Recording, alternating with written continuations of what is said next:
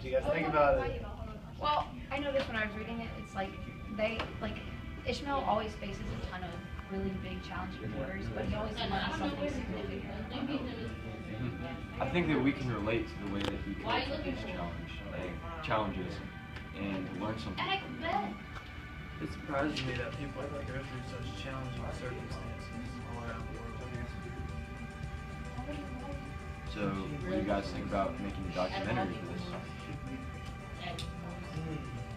Kind of connect it to ourselves and our lives, kind of make like a long way bond. I like it.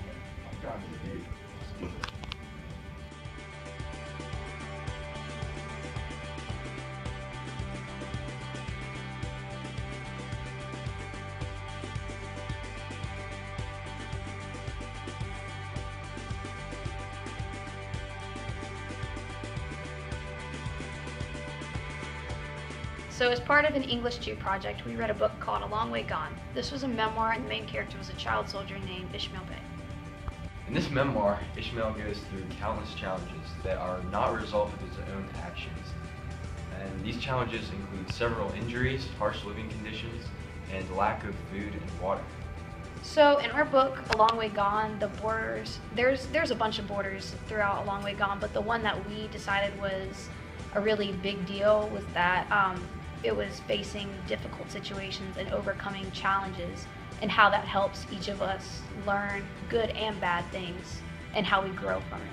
So through this documentary, this project, we're going to represent, how Ishmael, the main character of the book, overcame several challenges, as well as how we have overcome challenges and the things that we've learned from those challenges.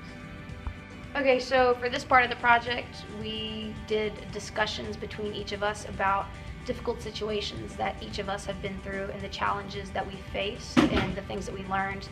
And we were able to relate those situations to the main character, Ishmael, and that was something that helped us benefit throughout this project. When I was younger, we found out that I had a learning disability, and it really kind of set me back mentally because it really let me down. It made me feel like I was dumber than the rest of my peers, and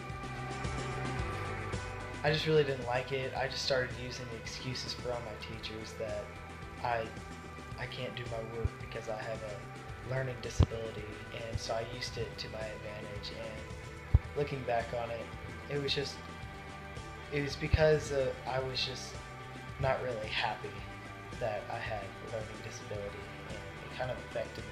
But now I use it as fuel in order to be better, and over the years I have learned how to get over my learning disability by just really focusing more and separating myself from other students in the classroom and really becoming a more independent worker, and it really paid off, and I'm happy to say that I no longer have this learning disability that I used to have.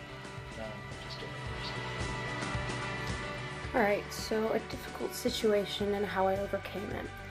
I remember my freshman year, I played on the basketball team, and there was this one game that I was being super aggressive and I was going under the basket and trying to get the ball. And in an incident, I broke one of my fingers, and when I went to go get it checked, I was told that I was going to be out for at least like a month. And at the time, I was really frustrated and kind of broken down about it because I really wanted to play, and I wanted to get to play for the rest of the season.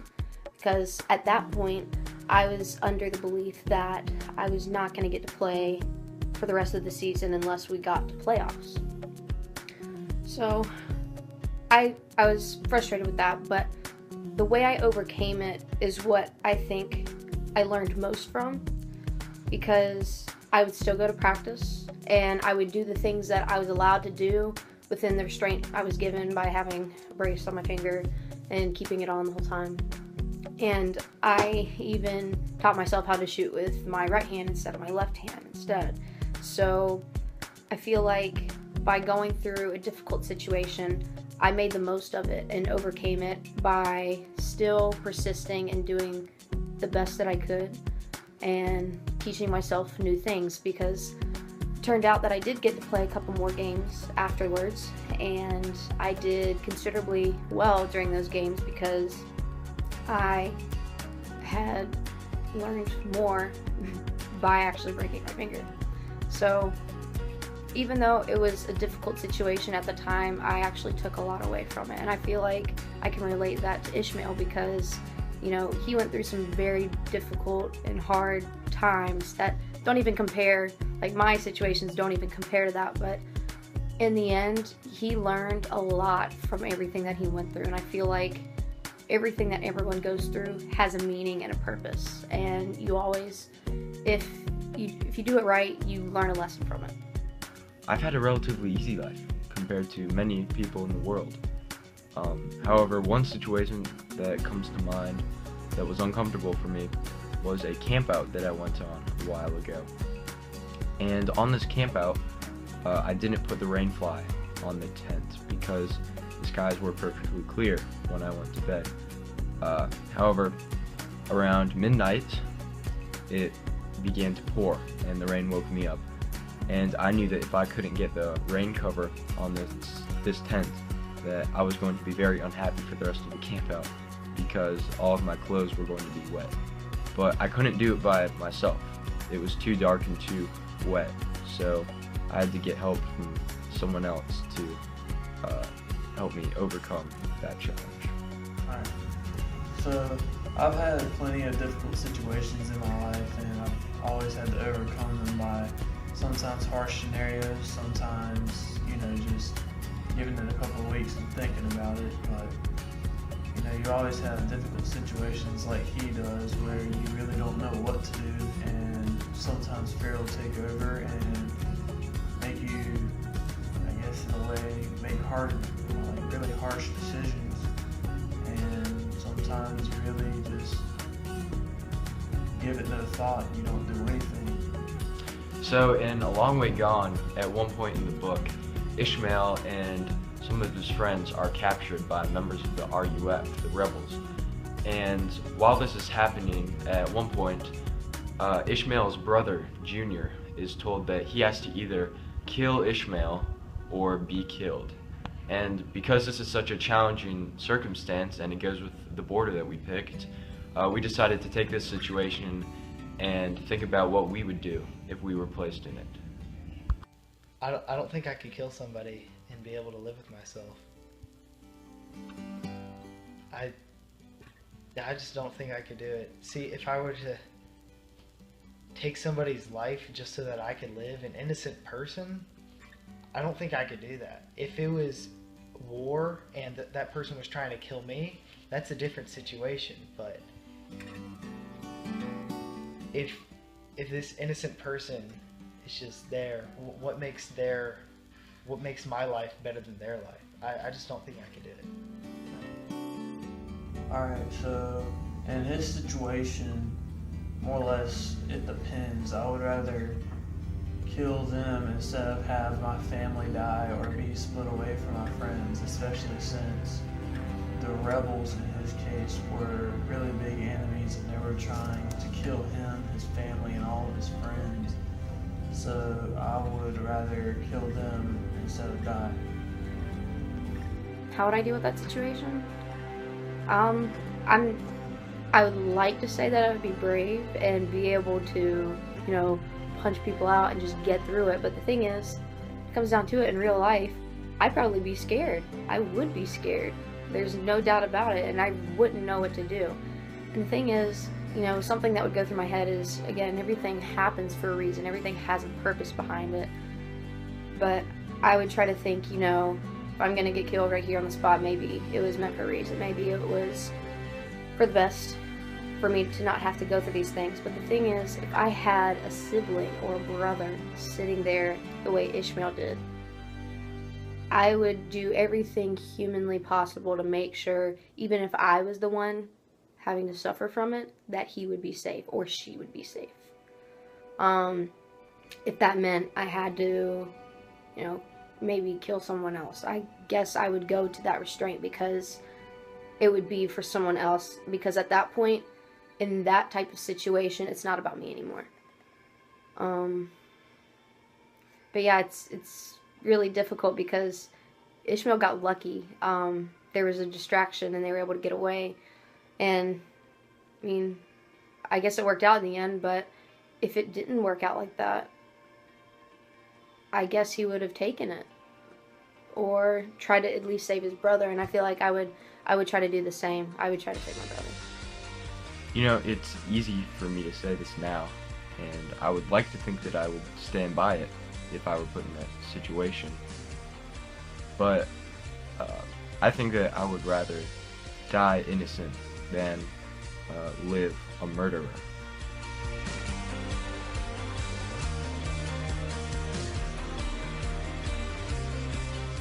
By doing this project, we want to challenge the fact that some people have to go through challenges that they can't get through on their own. For example, in A Long Way Gone, Ishmael wouldn't have been able to survive without the help of other people.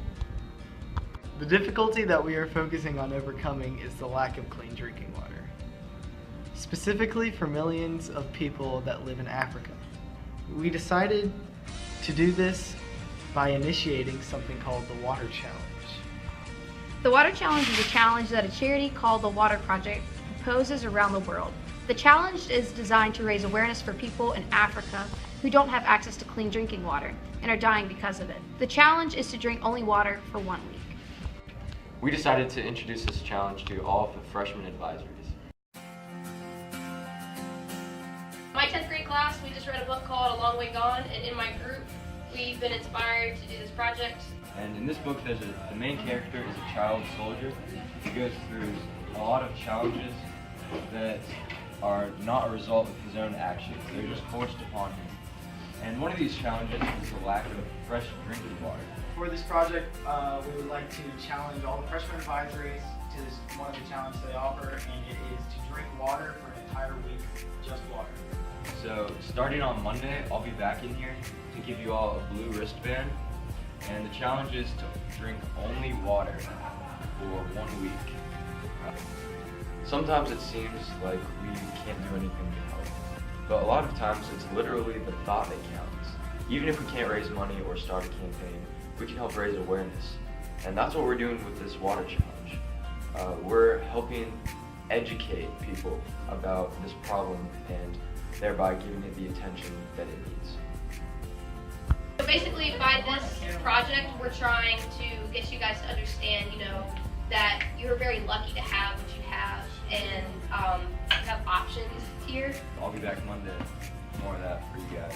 Hey, got it! Come on. You guys think you guys can do this? Yeah. Can I get a round of applause? So I'm sure you remember last week I came in and talked about the water challenge. Well, I'm here to follow up with that and give you guys your wristbands. Just as a reminder, the challenge is to drink only water for 1 week. Yeah, it was a little tough getting people to try to take on this water challenge. I mean, it's not easy to go from just drinking whatever you want and into going into just drinking solely water. So what are your plans, Mr. Nicholas Chappell? Do you plan on taking this challenge? Honestly, probably not. Then when we explained the meaning to them of what this project is really about, kids really started getting more excited about it and wanting to participate more. Why not? That's a good question. Do you understand that this will help society? Not only ours, but it will help understand what people in Africa are going through? That's a good point. I think I will do this challenge now. At first we were just going to introduce the challenge to the freshman advisories, but once they received it so enthusiastically, we decided that it would be a good idea to introduce it to other teachers, students, and staff members to increase participation and also increase the chances that more people would learn something. So as part of my English 2 project, we read a book called A Long Way Gone, and it's about a child soldier who has to go through a lot of challenges. And one of these challenges is a lack of fresh drinking water. And so to raise awareness for this problem that many people around the world face today, we're doing something called the Water Challenge. And what that is we're challenging people to drink only water for 1 week. So giving up soda or Gatorade or other drinks things like that in just water to raise awareness for this issue. And if you'd like to participate, you can come get a wristband.